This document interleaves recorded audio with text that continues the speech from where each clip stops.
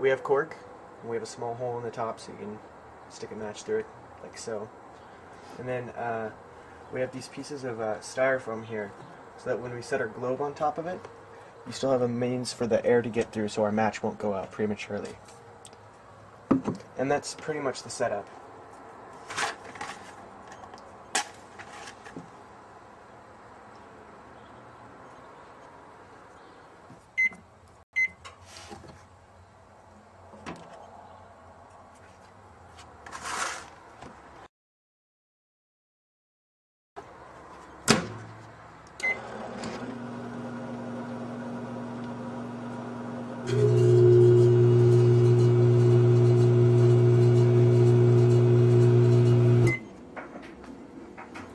Right, now we're not done, because this reaction creates, I believe, NO2, which is, mildly toxic. You don't want to breathe it in. You'll know because it's an acrid smell. So take it outside and let the air out.